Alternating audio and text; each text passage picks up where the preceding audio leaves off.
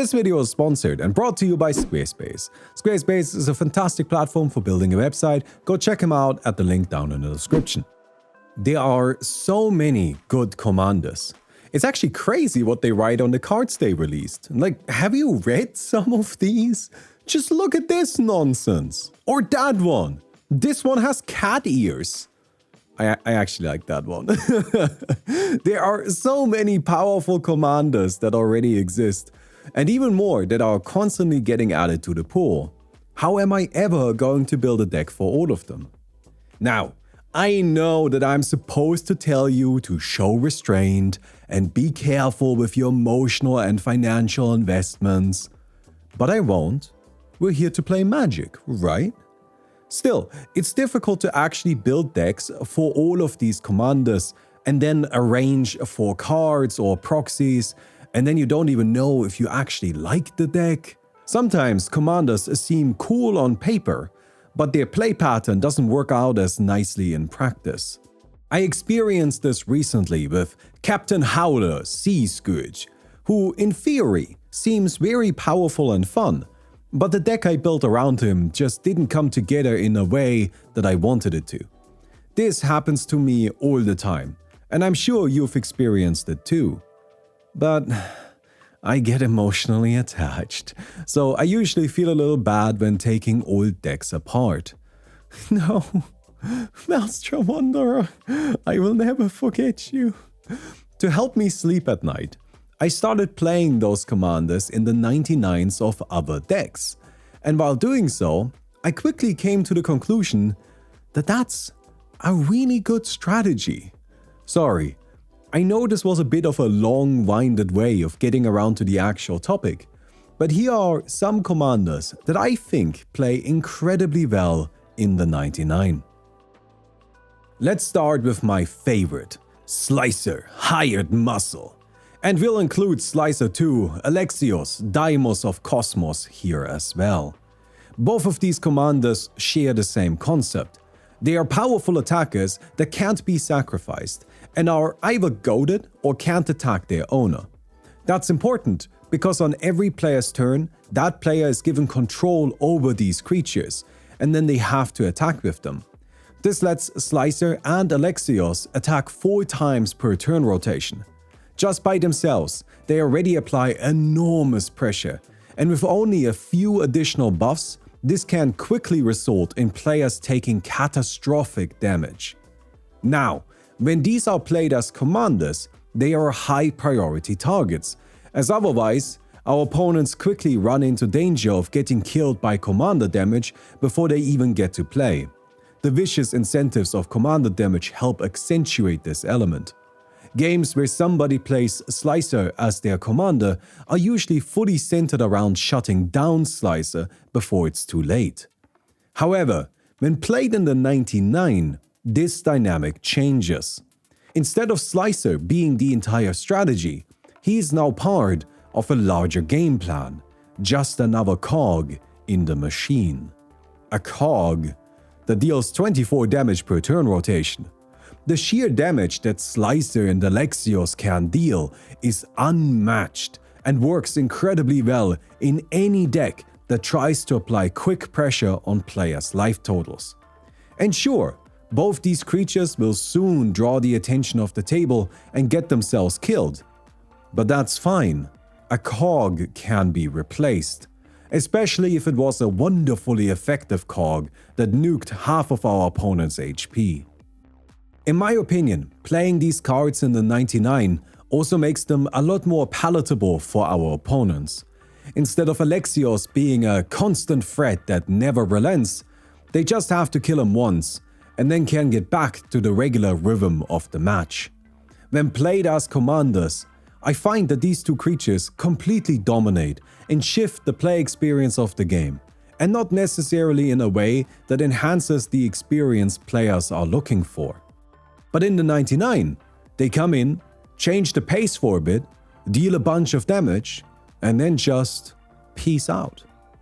And that's good fun. Just like it's good fun to give the video a thumbs up. Thank you. In general, I try to avoid playing must-kill commanders.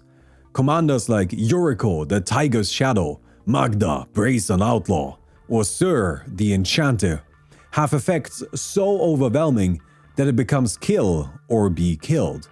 Some players enjoy this dynamic, but I think that for most it's rather frustrating, because it raises the stakes past the point of what you would expect from a regular casual commander table.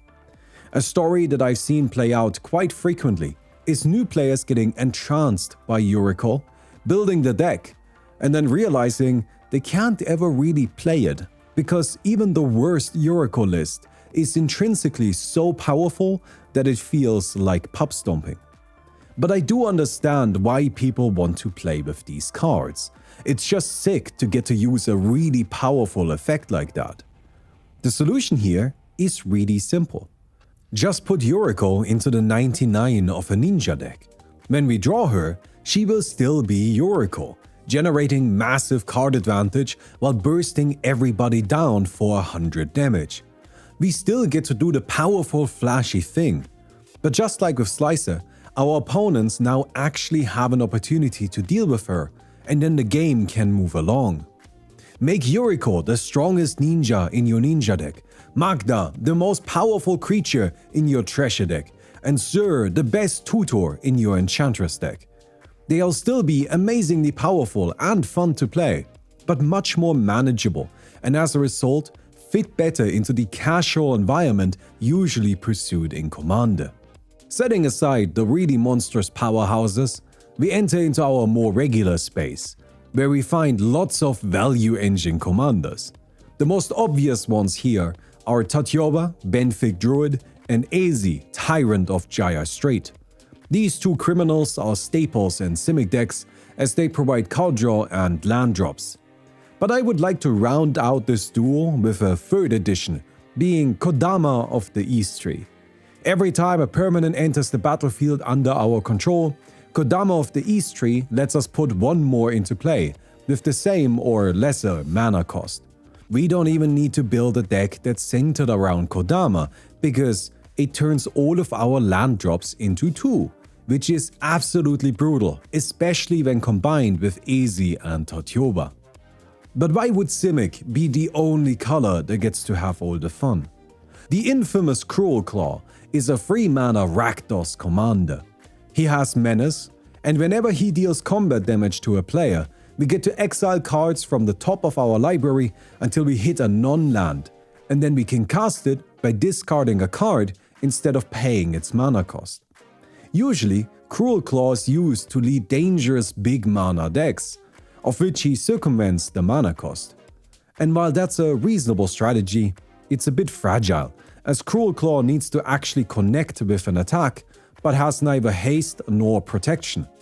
However, if instead of looking at him as an enabler for an entire style of deck, we treat him as just another value engine creature that comes down early, applies some pressure, and that looks dangerous so it might eat up some removal, then he's actually really effective.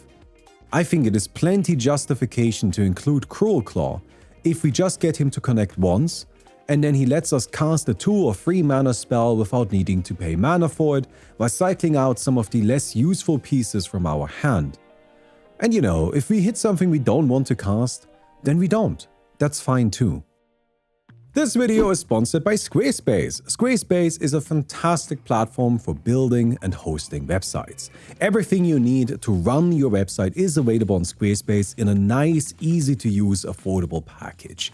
It is constantly being updated and improved. There are templates available that make it trivial to put together a beautiful, professional-looking website, but you can also fully customize it. It's entirely up to you. You get to make your own decisions on how you want to build your website. You can rely on the tools that are available, or you can just build it from scratch and design a disaster if you want. Just make one that looks like it's from the 1990s. Those are always very charming. Squarespace is genuinely a fantastic service. I've actually been using them for longer than I have been sponsored by them. I used them before I got sponsored by them, and I liked them back then too. I even said that in videos back then. Anyways, so go check out Squarespace. There's a link down in the description. Build yourself a website, and let's get back to the video. Moving commanders into the 99 allows us to lower our expectations for them, which can be liberating in a variety of ways. This works particularly well for self-contained engines, like for example Elivir of the Wild Court. Elivir is a 4-mana Celestia commander with 2 abilities. When Elivir enters or attacks, we get to create a Virtuous Role token and attach it to a creature we control. Virtuous Role tokens give the enchanted creature +1/+1 for each enchantment we control. And then, when an enchanted creature we control deals combat damage to a player, we get to draw a card. Elivir is usually played in Enchantress-style creature combat decks, but that's actually completely unnecessary because she herself provides the enchantments she needs to benefit from her card draw ability. Now, I'm by no means saying that she shouldn't be played in an Enchantress shell. She does incredibly well on those. But she doesn't need them. Elivir is a fully self-contained engine that provides any board with power and, most importantly, card draw. She replaces herself immediately and then continues accelerating the resource advantage for as long as she's alive. Yes, I'm saying you should play Elivir as a Spirited Companion. Look, Spirited Companion is a great card. Another similar commander are Minx and Boo, Timeless Heroes. This is a 4-mana Planeswalker that can be our commander. But you know, they don't have to be. When they enter, we create Boo, a 1/1 hamster with trample and haste. Minsk can then buff Boo with his +1 or fling him with his -2, which also draws a bunch of cards. Planeswalker commanders can be difficult to make work because they're such obvious and easy targets. So, don't play them as your commander. Minsk and Boo are a great card, and they become even better when treated simply as an engine in a deck that's centered around something less fragile. But there are a couple of commanders that see a lot of play specifically because they are not fragile. They can stand up to a lot of removal, often simply being untouched by it or bypassing it through recursion. The indestructible Pharaoh's gods like Heliod, Sun-Crowned come to mind, but also good old Norin Daveri or Otari, Sun's Glory. Each of these is difficult to get rid of in one way or another, which makes them resilient commanders, but also means they are not benefiting much from the command zone. These cards are more often than not cast just a single time, and then that's it. They are here for the rest of the game. But that inviolability goes both ways. It also means they work incredibly well in the 99 because they don't need the command zone, freeing us up to play a different card there. The god that I see used the most often has to be Erebos Bleak-Hearted, which is mostly because of one guy that I know that puts it into all of his decks. I mean, it's a good card, but does it have to be in every single deck? Sorry. And that's a very strong card. But I also think Karametra, God of Harvests, and Clothis, God of Destiny, are fantastic as they provide ramp, which is incredibly useful on an indestructible enchantment.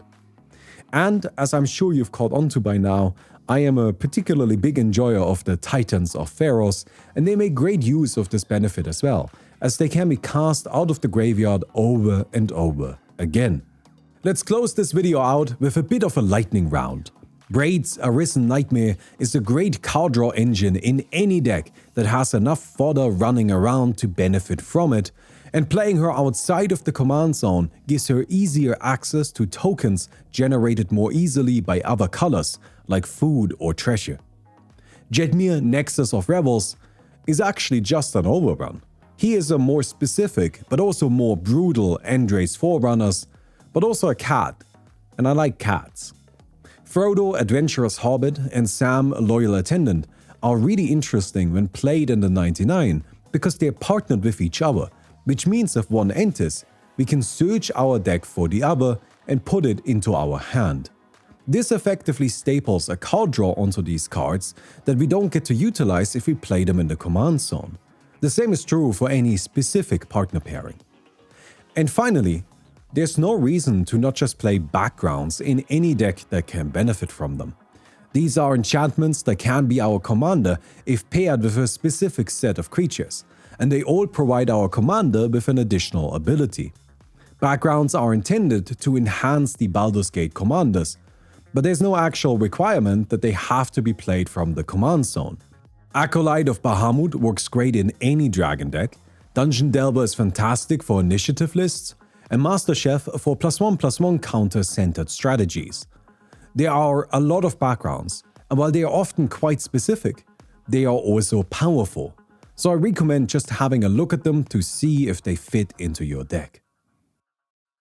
I am aware that I didn't really tell you anything world-changing today. Obviously, strong cards are going to be good both in the command zone and the 99. But I actually really enjoy playing specifically commanders in the 99 because they often have effects that shift the game around themselves, and that means I get to experience a bit of a different gameplay loop for a while, then they are removed and my deck goes back to normal. It leads to dynamic decks that are constantly transitioning between various strategies, which adds a lot of diversity to our gameplay, and that's something I enjoy. I mean, I have a whole Simic deck that's just dedicated to being Simic commanders, and it's a lot of fun to play. Anyways, I hope you guys enjoyed the video.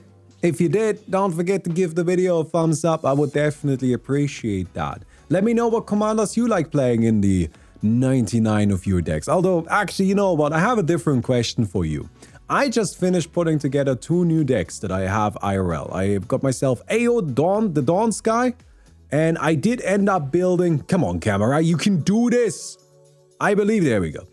I did end up building the Speed Demon as well, even though I still think that my version of the Speed Demon would have been more fun. But I like him, so I put him together. I mostly like him because this is a deck that you can keep tinkering with forever.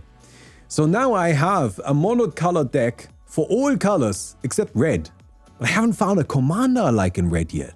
So maybe you guys can give me some recommendations. What's a cool monocolored red commander that feels distinct and unique and interesting?